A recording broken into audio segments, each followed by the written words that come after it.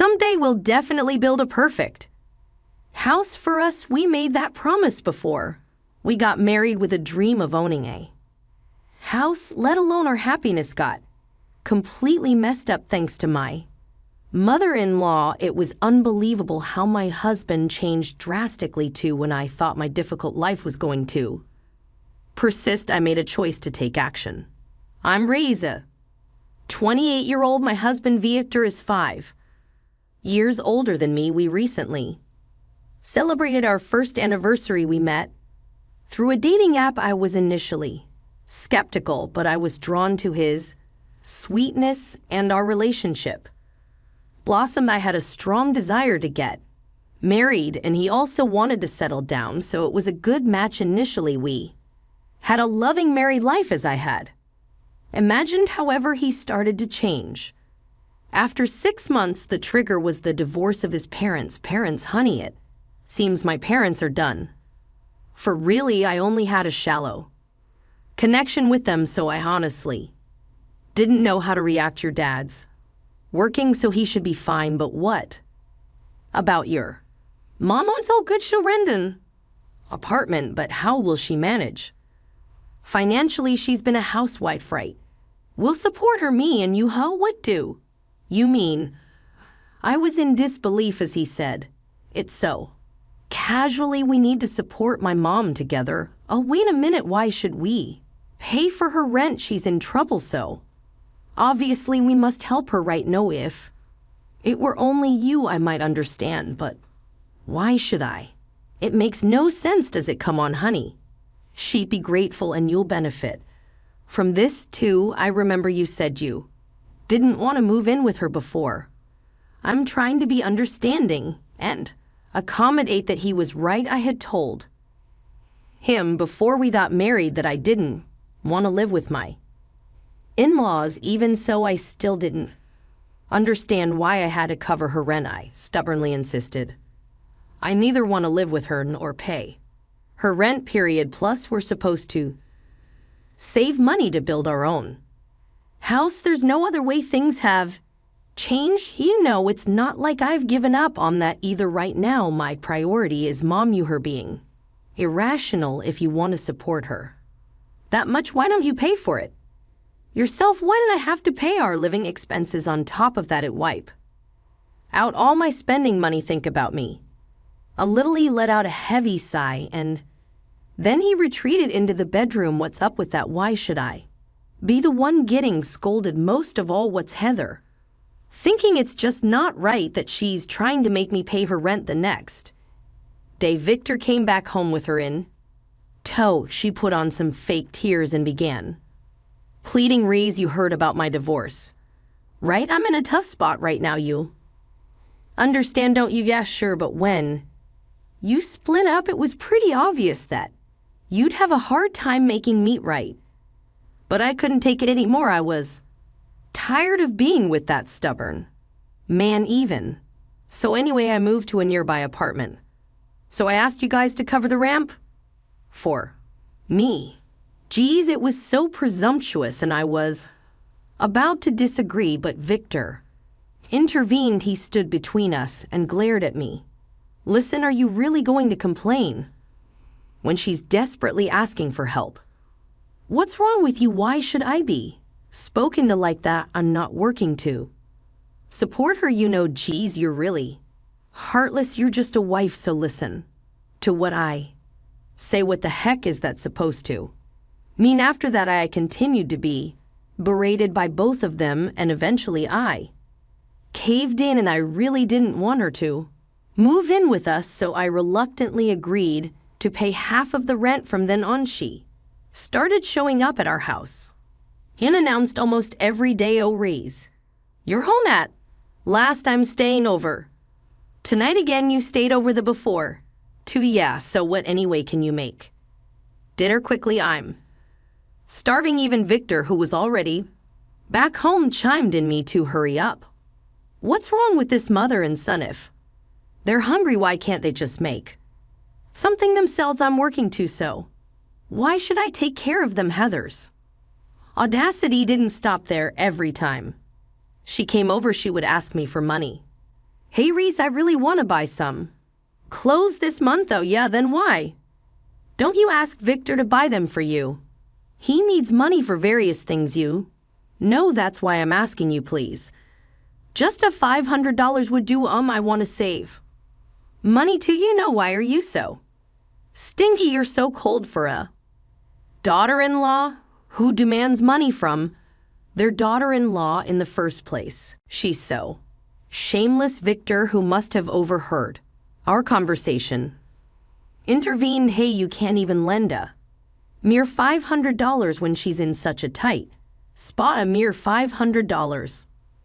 It's a lot of money. I'm working my butt off for it. You know you're making quite good money, so don't be stingy. You're such a Scrooge. I barely held back the urge to shout back, who's talking? I knew if I did, it would only escalate further. One evening, Victor brought up an idea out of the blue. Honey, you've got a pretty good amount of right? Oh, well, I found his question suspicious, but I responded calmly. I've been saving up for our future home since before we got married, right? I'm doing pretty well too.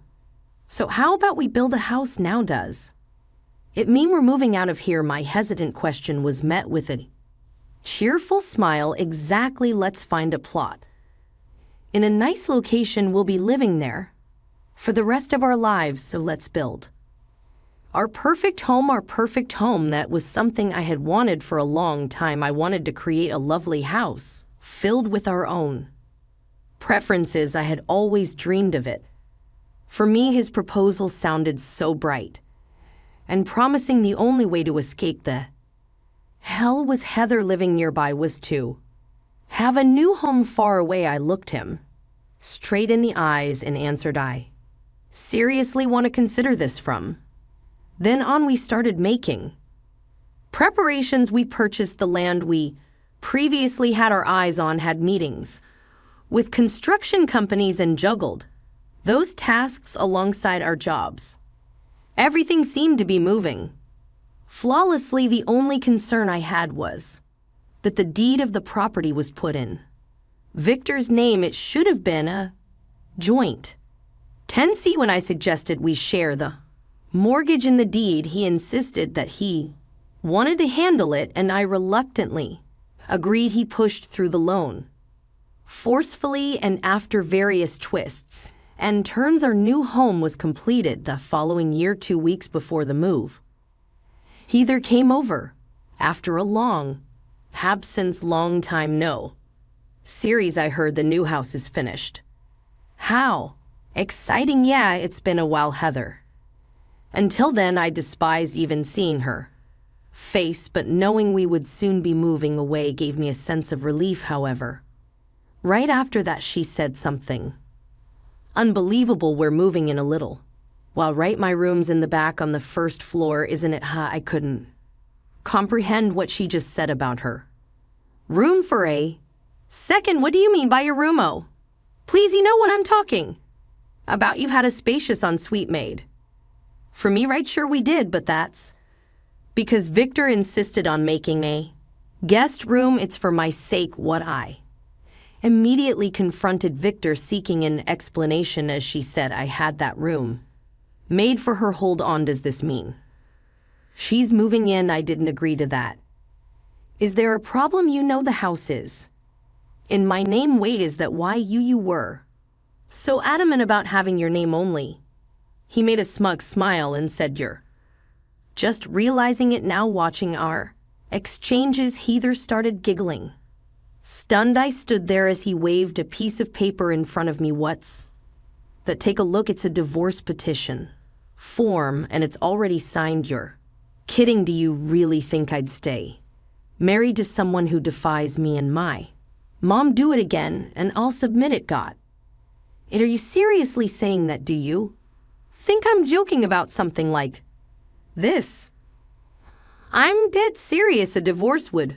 I had secretly arranged the next day, just as I had expected. Heather called. Hey Reese, it's a moving day, and you've been out since last night. Where have you gone? Well, I have some business to take care of. What's the matter? What's the matter? I've brought some of my stuff to the new place, so open the door for me. Victor hasn't arrived yet either. Anyway, hurry up. She was bossing me around as if living together was a giving. I decided to point out her misunderstanding. Heather, I don't know what you're getting wrong, but my move was yesterday. What are you crazy? The move is today, isn't it? No, it was yesterday.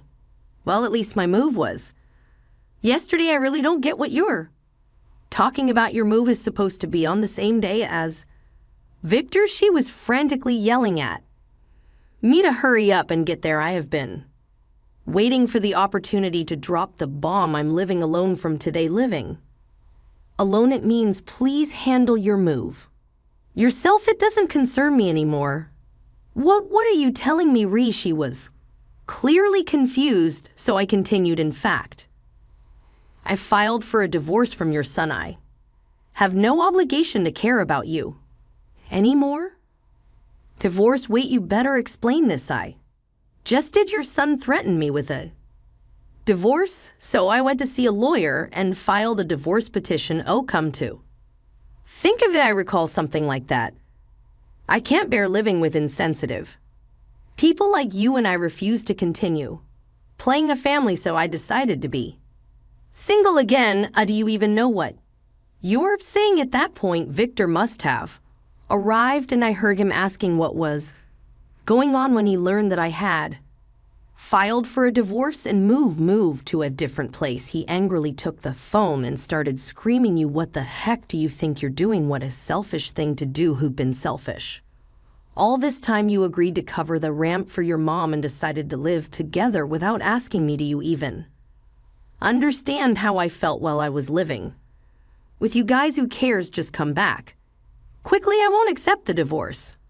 Whatever you say, I simply accepted your threat. You do understand that it can't be reversed now, right? Who do you think you're talking to? Just get back here now." He, along with Heather, continued to berate me over the phone, unable to bear it. I raised my voice as well. Come back.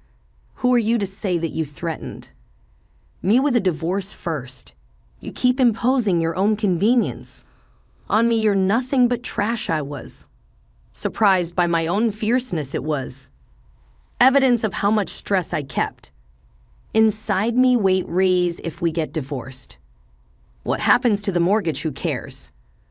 You set it up on your own. You were the one who said I want to handle this, but it was based on our combined earnings. I'm divorcing you, so I don't care. It's none of my business. Dare you? I can't stand being with a low human who can't even consider other people's feelings. I'd rather be alone than live with trash like you. Never get involved with me ever again. Then I hung up the phone. Of course, I made sure to block his calls as well. Afterward, it's needless to say what happened to that mother and son. Initially, Victor managed to pay the mortgage, but he hit his limit after 4 months. It was obvious that he couldn't have continued with the repayment of the loan that was set up by relying on my salary. As a result, he had to sell the new house. However, even after deducting this selling price, the mortgage remains. Currently, he lives in an apartment with Heather, struggling with the monthly payments. The life Heather envisioned is far from reality, marked by constant arguments between them. On the other hand, my life is incredibly comfortable now. I didn't share my new address with them, so there's no fear of ambush. I can live as I please in this new chapter of my life, and it truly makes me happy. While I didn't achieve my dream of owning a perfect home, that's perfectly fine with me. The best part of it all is being free from that mother-son duel.